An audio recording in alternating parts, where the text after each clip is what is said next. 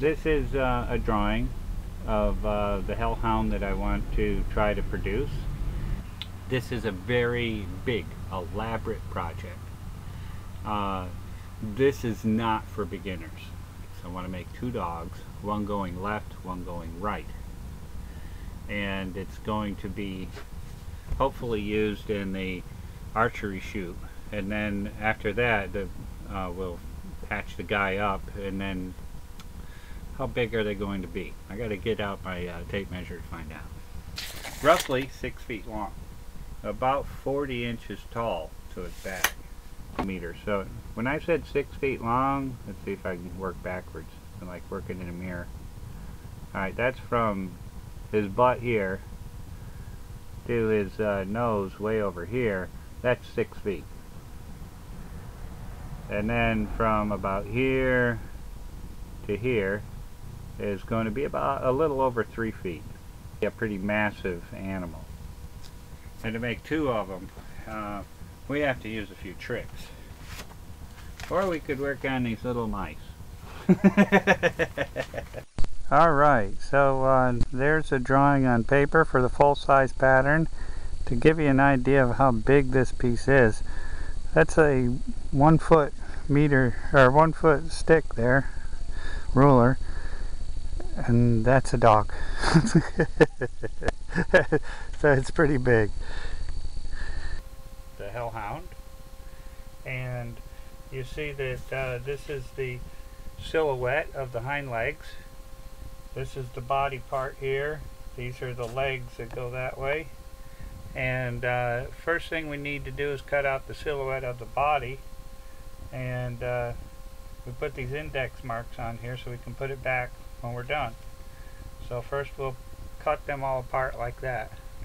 We've traced the body out onto our Luan. Now we have to tape this pattern back together so that we can cut it apart again with the leg part. It seems kind of dumb to do that, but you know what? I've done this with a lot of different things. It works well.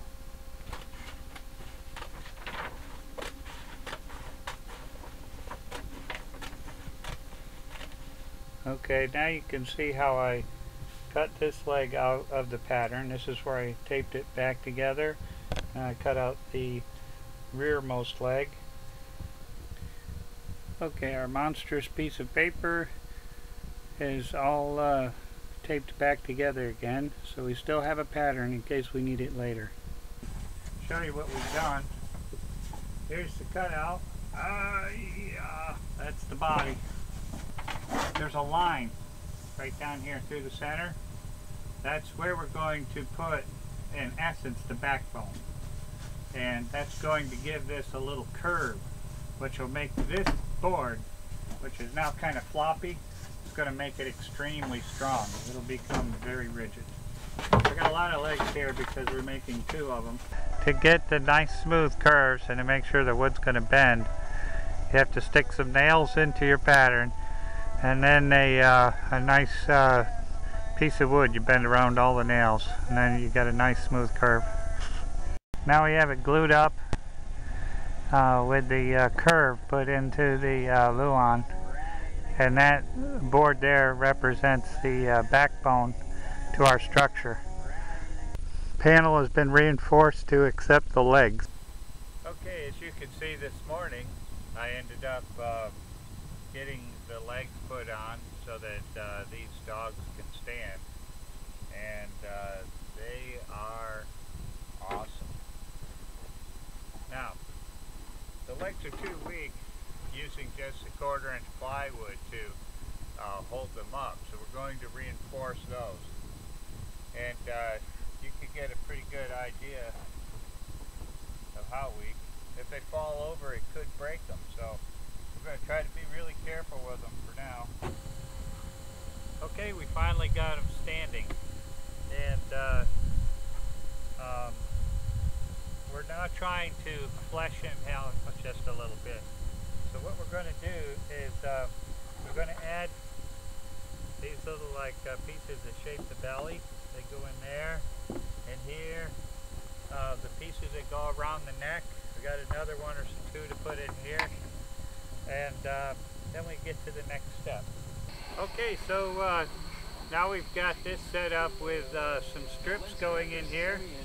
It doesn't have to be perfect because we're going to end up covering these strips and giving them a little more foam and some other materials to build them up.